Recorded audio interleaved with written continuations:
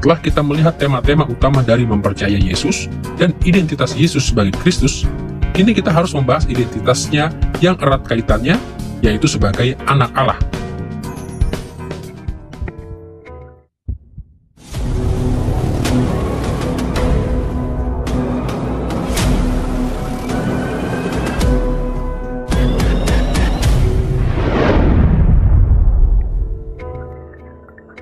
Identitas Yesus sebagai anak Allah sejajar dengan identitasnya sebagai Kristus, karena keduanya mengacu kepada fakta bahwa ia adalah raja atas kerajaan Allah di bumi. Tapi kita perlu mendiskusikan istilah-istilah ini secara terpisah, karena masing-masing memiliki nuansa yang berbeda. Di dalam Injil Yohanes, istilah anak Allah merujuk kepada Raja Mesianis ilahi.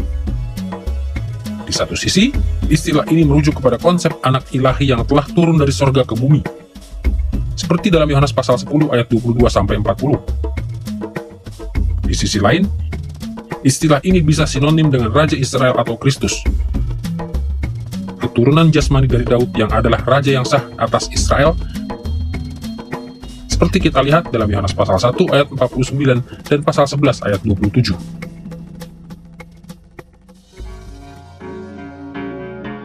Untuk memperoleh pengertian yang lebih baik tentang apa makna keberadaan sebagai anak Allah bagi Yesus di dalam Injil Yohanes, kita perlu melihat bagaimana Yohanes menekankan misteri yang besar bahwa Yesus adalah ilahi sepenuhnya dan juga manusia sepenuhnya. Marilah kita melihat pertama-tama pada gagasan bahwa Yesus adalah ilahi sepenuhnya. Satu cara yang Yohanes gunakan untuk menggambarkan keilahian sang anak adalah melalui relasi antara Yesus sang anak dengan Allah sang Bapa. Ada banyak nas yang mendemonstrasikan bahwa relasi ini secara kualitatif berbeda dengan relasi-relasi yang Bapa miliki dengan anak-anaknya yang hanyalah manusia, misalnya orang-orang percaya. Dengarkanlah percakapan berikut ini antara Yesus dengan orang-orang Yahudi dalam Yohanes pasal 10 ayat 30-33. Yesus berkata, "Aku dan Bapa adalah satu." Sekali lagi orang-orang Yahudi mengambil batu untuk melempari Yesus. Tetapi Yesus berkata kepada mereka, "Aku telah memperlihatkan kepadamu banyak mujizat yang hebat dari Bapa. Berdasarkan mujizat yang manakah kamu melempari aku?" "Kami bukan melempari kamu karena mujizat manapun," dijawab orang-orang Yahudi, "tetapi karena hujat. Karena engkau seorang manusia biasa mengaku sebagai Allah." Orang Yahudi dengan tepat memahami bahwa klaim Yesus tentang kesatuan dalam hubungannya dengan Allah Bapa sesungguhnya adalah klaim bahwa Yesus benar-benar adalah Allah. Selain itu, menurut Yohanes pasal 14 ayat 9, Yesus adalah anak Allah yang unik, yang menyatakan Bapa dengan cara yang tidak pernah bisa dilakukan oleh siapapun. Meskipun pasal 1 ayat 18 tidak menggunakan kata anak, pemikirannya persis sama.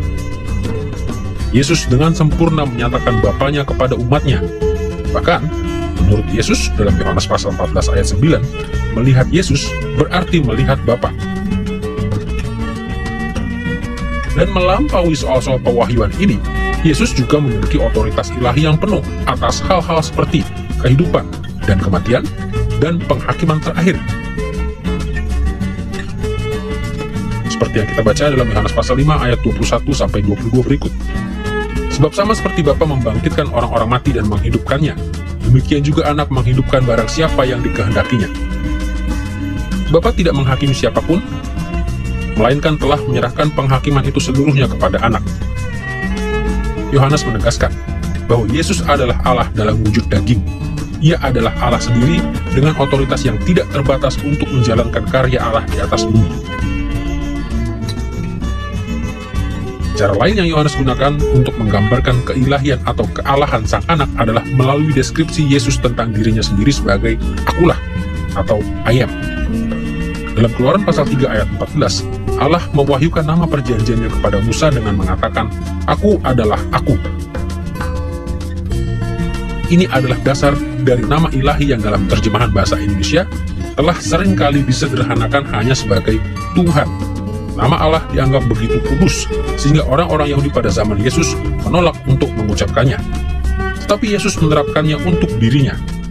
Dalam Injil Yohanes, ia menggunakan pernyataan "Akulah", yang muncul sekitar 24 kali dalam perkataan Yesus. Kepentingannya pertama-tama adalah bahwa inilah cara untuk mengidentikan Yesus dengan Allah Perjanjian Lama. Jadi, 7 dari pernyataan ini adalah semacam akulah yang sederhana. Dan setidaknya, dalam salah satu peristiwa, dalam Yohanes pasal 8 ayat 58 dan 59, ketika ia mengatakannya, mereka mengambil batu untuk membunuh dia, karena ia telah mengakui dirinya sebagai Allah Perjanjian Lama. Pernyataan-pernyataan lainnya yaitu, akulah, yang dihubungkan dengan sesuatu seperti, akulah roti, akulah terang, akulah jalan kebenaran dan hidup. Di dalam pernyataan-pernyataan inilah, Yesus mengaku sebagai Allah. Tetapi Allah yang berhubungan dengan hidup manusia. Ketika ia mengklaim, sebelum Abraham ada, aku ada, dalam Yohanes pasal 8 ayat 58, ini bukan sekedar klaim bahwa ia telah hidup 2000 tahun sebelumnya. Ini adalah klaim bahwa dia adalah Allah yang berinteraksi dengan Abraham dan Allah yang kekal.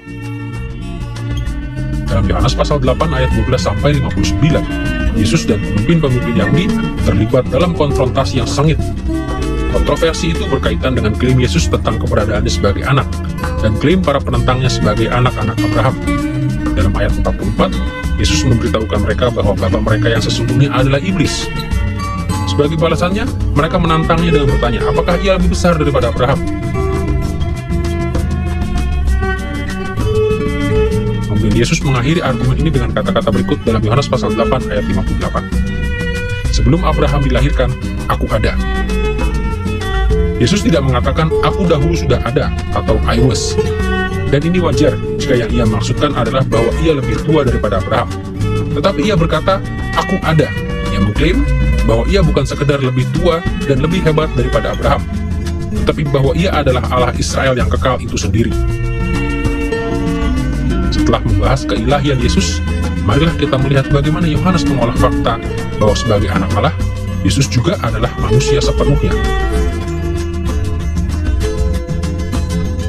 Sejak zaman Daud, istilah anak Allah digunakan untuk menyebut raja manusia yang duduk di tahta Daud sebagai raja atas Israel.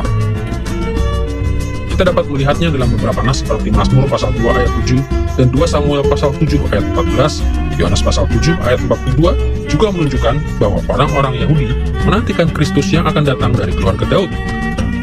Dan dalam Yohanes pasal 1 ayat 49, istilah anak Allah digunakan sebagai sinonim untuk raja Israel. Beberapa nas lainnya dalam Injil Yohanes juga memperkenalkan Yesus sebagai raja orang Yahudi. Seperti pasal 12 ayat 13-15, pasal 18 ayat 33-40, dan pasal 19 ayat 1-21. Singkatnya, ketika Yohanes mengidentifikasi Yesus sebagai anak Allah, salah satu hal yang ia maksudkan adalah bahwa Yesus merupakan keturunan jasmani yang sempurna dari Daud, yang akan memerintah atas Israel selama-lamanya. Injil Yohanes menekankan bahwa sebagai anak Allah, Yesus adalah Raja Ilahi yang sepenuhnya, sekaligus Raja Manusiawi sepenuhnya. Dan setiap pengharapan yang ditegakkan oleh Perjanjian Lama bagi pemerintahan Mesias keturunan Daud digenapi di dalam keberadaan Yesus sebagai Raja. Sejauh ini, kita telah melihat tema-tema utama dari mempercayai Yesus dan identitas Yesus sebagai Kristus dan anak Allah. Sekarang kita siap untuk beralih kepada berkat-berkat kehidupan yang datang kepada orang-orang yang percaya kepada Kristus. Yohanes menggunakan kata hidup sebanyak 36 kali di dalam Injilnya. Ketiga penulis Injil lainnya secara total menggunakannya hanya sebanyak 16 kali. Tapi bukan hanya seringnya kata ini digunakan yang menunjukkan betapa pentingnya kata hidup dalam Injil ini, melainkan juga peran dari hidup di dalam berita Injil. Dalam Yohanes pasal 17 ayat 3, Yesus mendefinisikan hidup demikian. Inilah hidup yang kekal itu, yaitu bahwa mereka mengenal Engkau satu-satunya Allah yang benar dan mengenal Yesus Kristus yang telah Engkau utus. Tentunya pengenalan ini jauh melebihi kesadaran intelektual tentang Allah. Pengenalan ini mencakup pengetahuan rasional tentang Allah. Tetapi yang lebih penting lagi, yang dimaksud adalah relasi dengan Dia. Pengalaman pribadi akan kehadiran dan keterlibatannya dalam kehidupan kita. Persekutuan dengan pencipta kita ini adalah salah satu sasaran utama dari keberadaan manusia. Menurut Yohanes pasal 3 ayat 16, kehidupan tersebut juga dapat disebut kekal, dalam arti bahwa kehidupan itu tidak akan pernah berakhir. Tetapi Yohanes menegaskan bahwa kita tidak perlu mati demi memperoleh hidup kekal ini. Sesungguhnya, orang-orang percaya sudah memiliki hidup kekal, seperti yang Yesus katakan dalam Yohanes pasal 5 ayat 24 berikut. Sesungguhnya barang siapa mendengar perkataanku dan percaya kepada Dia yang mengutus aku, ia mempunyai hidup yang kekal dan tidak turut dihukum, sebab ia sudah pindah dari alam maut ke dalam hidup. Yohanes pasal 5 ayat 24. Hidup sudah merupakan pemberian Allah kepada mereka yang percaya kepada Yesus. Kata-kata yang tergabung menjadi hidup yang kekal kita terima dengan begitu mudah, karena kita begitu sering menjumpainya di dalam kitab suci. Kita tahu bahwa salah satu karunia keselamatan kita melalui Kristus adalah hidup kekal. Tetapi kita sesungguhnya adalah makhluk kronologis. Seperti itulah cara berpikir kita. Kita berpikir menurut hitungan detik, dan menit, dan jam, dan hari, dan bulan, dan tahun. Jadi begitu mudahnya kita menganggap bahwa hidup kekal adalah kehidupan yang kita kenal sekarang. Hanya saja dengan kalender yang lebih panjang. Kalender yang tidak pernah berakhir. Sebenarnya itu bukan konsep Alkitabiah tentang hidup kekal. Makna pertama dari hidup kekal di dalam kitab suci adalah bahwa hidup itu adalah hidup di dalam Allah. Allah lah yang kekal. Salah satu kontras antara Allah dengan kita yang adalah manusia-manusia ciptaannya adalah bahwa kita sangat sementara. Kita merasakan waktu. Tetapi Allah tidak dibatasi oleh waktu. Dan oleh pendamaian yang telah dicapai oleh Kristus bagi kita, mereka yang berada di dalam Kristus memasuki hidup kekal Allah. Jadi hidup kekal berarti kita hidup di dalam Kristus bersama dengan Allah selamanya. Ini bukan cuma sebuah kalender yang tidak pernah habis lembarannya. Ini adalah sebuah kondisi keberadaan atau state of existence yang didasarkan pada Allah sendiri dan didasarkan pada fakta bahwa Allah itu kekal. Tetapi kata kedua yang terdapat di dalam pasangan kata itu sangat penting, yaitu kata hidup. Karena di dalam kitab suci ada kontras antara hidup dan mati. Dan setelah penghakiman, ada kontras antara hidup kekal dan kematian kedua. Jadi hidup kekal juga merupakan penegasan bahwa di dalam Kristus, mereka yang dosa-dosanya diampuni, mengenal kehidupan bersama Allah dan Kristus selamanya.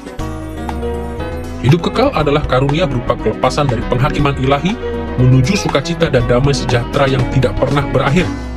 Dan itu hanya dapat diperoleh dari Allah dengan percaya kepada anaknya Yesus. Dan Injil Yohanes menekankan setidaknya dua alasan untuk hal ini.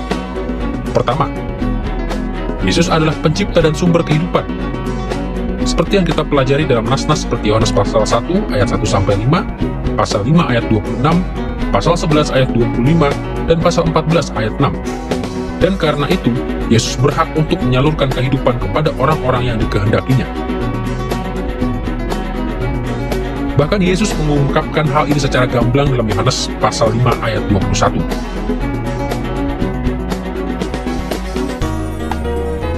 Alasan kedua, mengapa hidup kekal hanya bisa diperoleh melalui Yesus adalah karena hanya Yesus yang memiliki kata-kata kehidupan, yaitu pesan Injil yang memimpin orang kepada pengenalan akan Allah yang menyelamatkan. Yesus menjelaskan hal ini dalam nas-nas seperti Yohanes pasal 6 ayat 63 dan pasal 12 ayat 49-50.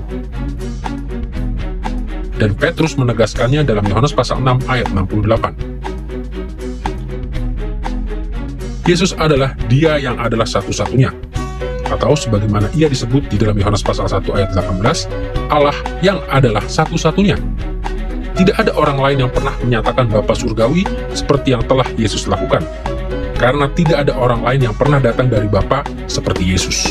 Peran unik Yesus sebagai yang menyatakan Allah didasarkan pada identitasnya sebagai Allah yang adalah satu-satunya, yang telah datang untuk menunjukkan Bapa kepada kita, serta memberikan hidup kekal kepada kita. Dengan demikian, di sepanjang Injil Yohanes, Yesus adalah pemberi kehidupan kepada semua orang yang percaya. Mereka yang tidak percaya tidak mengerti perkataan-perkataannya, dan mereka menolak kehidupan yang ia tawarkan. Tapi mereka yang sungguh-sungguh percaya memperoleh hidup kekal saat ini juga, dan berkat-berkat yang tidak terukur pada zaman yang akan datang. Dalam pelajaran ini, kita telah mempelajari latar belakang dari Injil menurut Yohanes, berkenaan dengan penulis dan latar penulisannya. Kita telah menyurvei struktur dan isinya, dan kita telah membahas tema-tema utamanya tentang mempercayai identitas Yesus sebagai Kristus dan anak Allah, serta berkat kehidupan dalam namanya. Injil Yohanes menunjukkan kepada kita bahwa Yesus adalah penggenapan dari semua janji-janji berkat Allah. Yesus adalah Kristus. ia dapat dan akan menggenapi setiap janji yang mulia yang telah Allah berikan karena Yesus adalah anak Allah yang menyelamatkan. Jika kita berpegang teguh pada pengharapan ini saat kita membaca Injil Yohanes, kita akan lebih siap untuk memahaminya dan menerapkannya dalam kehidupan kita.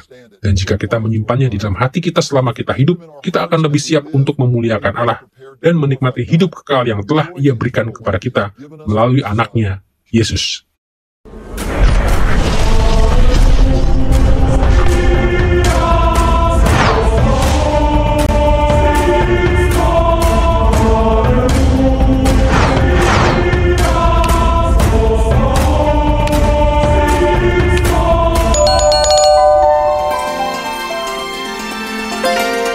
I believe in God the Father Almighty, maker of heaven and earth.